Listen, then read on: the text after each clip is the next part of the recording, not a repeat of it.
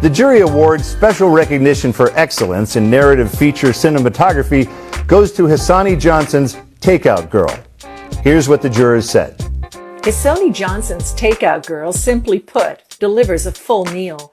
The ambitious indie thriller pops with South Central LA's colorful palette while capturing an original Chinese immigrant story infused with action and adventure. Special jury recognition for cinematography. So I'm Melissa Del Rosario, I'm the producer. I'm Hissoni Johnson. I am the writer, director, and producer. My name is Hedy Wong, and I'm the lead and co-writer. So, Hedy, did you start writing this, or were you just a part of the process, or how did you guys get about starting this whole process? So yes, I was going through some things in my life, and when you have that many feelings going on, you just gotta, reflect on it, and it ended up being a big reflection on, what I've been through, and so really me beginning to write it was therapy for me. And although it's in this, this construct of LA, but I really blended my family background from the Bay Area and the life I had, the life I have in LA and my friends in LA all into the story. And then luckily, after a lot of struggle, I met Hissoni, and, and I admired his work. And with him, we looked at my original treatment, or my scriptment. But it's great though, because I put in a lot of extra information into the script I had, and he saw it and he helped me, he got a diamond out the rough, because it was a lot of extra information, but he understood my intent. So, and then from then on, we actually start tweaking some things, because he taught me that, I was emotional, so I wrote everything in there, but he said, Hedy, a film is only about 90-something minutes, so you can't, so you can't write about everybody and their dog in here. So he was your editor, essentially. Yeah. And then we started, and I explained to him where my certain inspirations come from, and we actually redid certain things to make it better. So he was, in a way, my therapist too. Yeah. And then you got involved in... She wrote the original draft. She met me through actually the actor who plays her brother. Okay.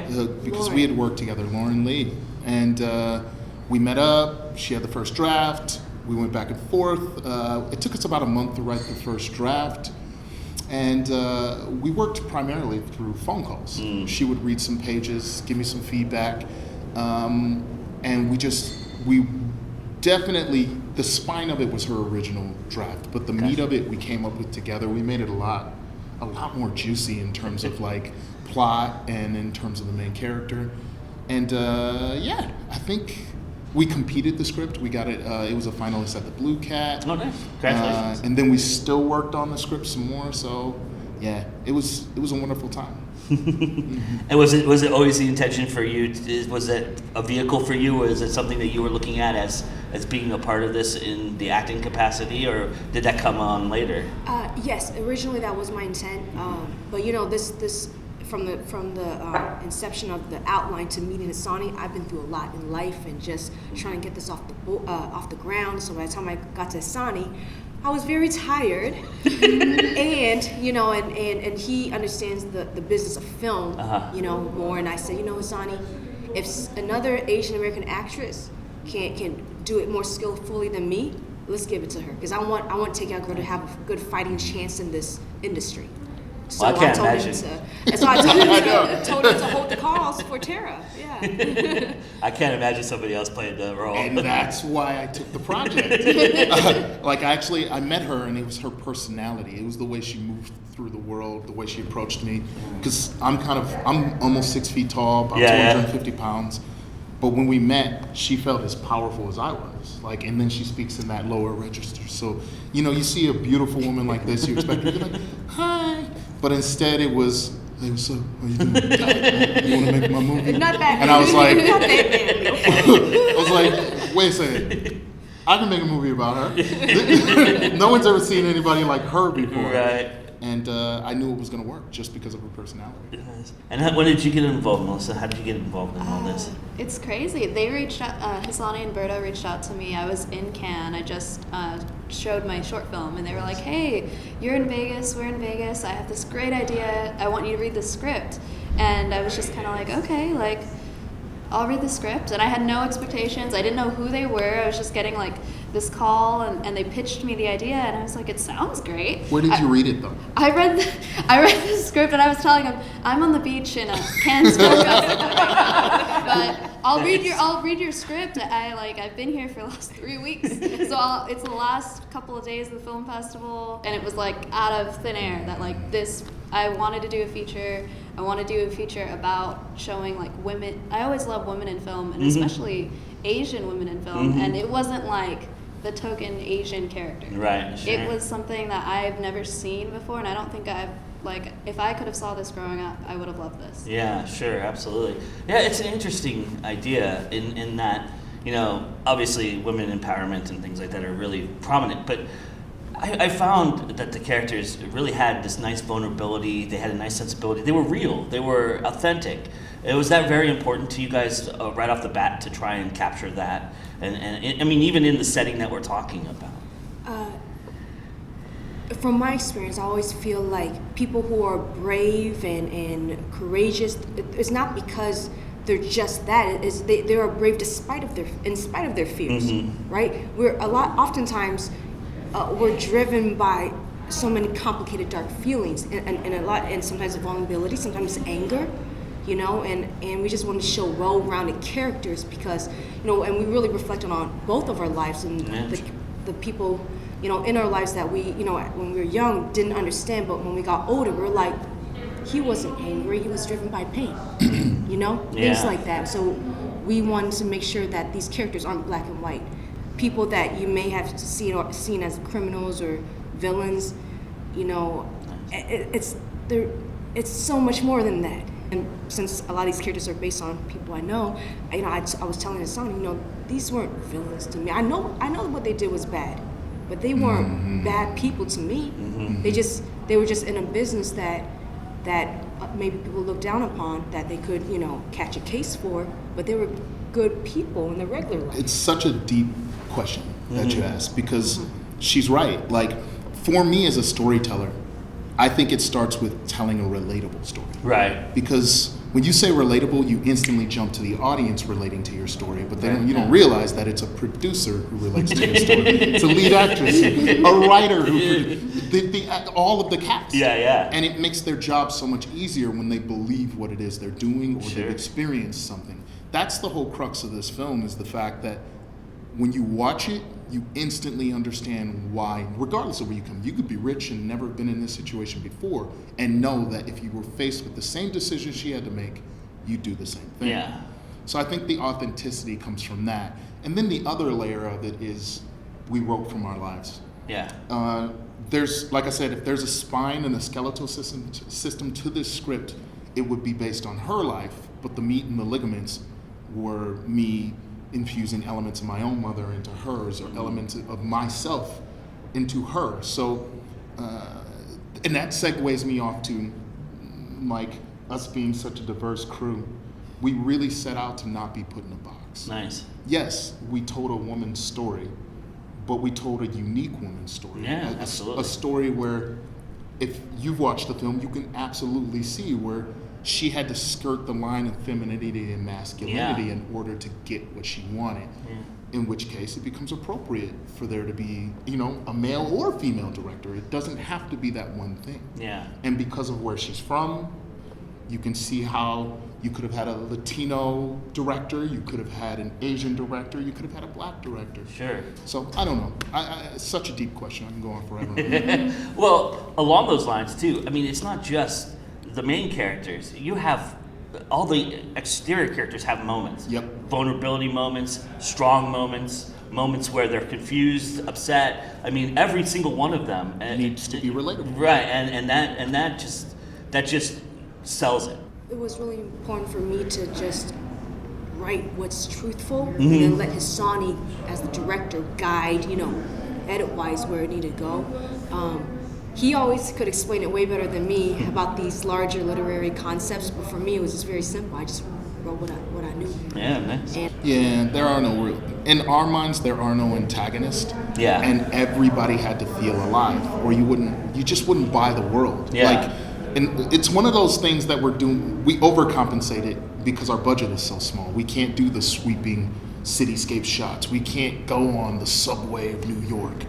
But what we can do is make the people you relate to, you understand, people that evolve, and people you might feel like you've bumped into once or twice in your life. Sure. Again, that relatability, it was really, really important. I love that you talked about the sweeping shots and everything, because that was the interesting thing. There's such an intimacy because you have just subtle, small locations that you're shooting in at various times. There's probably 4 locations in this entire film, I would guess. Am I about right? Yeah, 4 major locations. Yeah. Like there's the home, there's the restaurant, there is Lalo's storefront, store back, and then the rest is just her moving. I mean, I took the words takeout girl to heart. Yeah. And they mean something very important to me. As a writer, they meant to me that she was going to be moving a lot. The girl never sits down, which is horrible for an independent film. And halfway through shooting, I was like, please just sit down somewhere. I can't believe I wrote this. The locations and the intimacy, that was something our cinematographer really pushed. Alberto Triana, he had a real vision for foreground elements, background elements, and always trying to frame within a frame. Because he wanted it to feel as if they didn't have the space to move, which is why people got irritable and made bad decisions. He wanted it to feel really hot, so he used a lot of filtration to make the world feel slightly uncomfortable. Yeah. It's almost like that do the right thing sort of syndrome, where the hotter it gets, the higher the crime rate gets. We wanted that element, and Alberto pushed that to the max. I think his camera movement really made the film go from like a no-budget film to like something that feels like it actually had one, and his framing was just impeccable. The lighting too. Yes. The moments that are very stark and very bright are the tense moments, and the moments in which you're kind of confused and walking into it, they get darker. Yeah. And it's interesting that they had that dichotomy. That, and I mean, Alberto had a real vision. The guy, he knew that when Tara was coming up in the world, he wanted to shoot the world a little bit wider. He wanted the breadth of the world to match the amount of money the woman had. Yeah. The poorer she is, the less space you have, the more money she has. And then, of course, there's some scenes that he shot in this film that really blew me away. Yeah. Like the argument scene between Saren and Tara. That's a risky, bold way of shooting the film. And I can't thank him enough for being that bold. That is awesome. What do you all love about indie film? What is it that you cherish about it? Ooh, you want to go first again? Yeah. So you